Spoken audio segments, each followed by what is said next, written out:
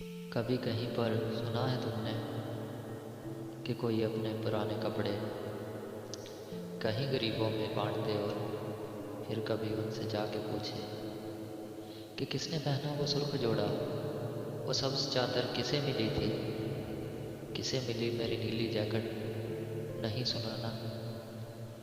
کسی کو فرصت نہیں ہے لڑکے کہ خستہ کپڑوں کے روگ پالے، پرانی اشیاء پہ بین ڈالے یا اپنی اترن کے بھید رکھے۔ کبھی کہیں پر سنا ہے تم نے کہ کوئی تھک کر کسی پیارے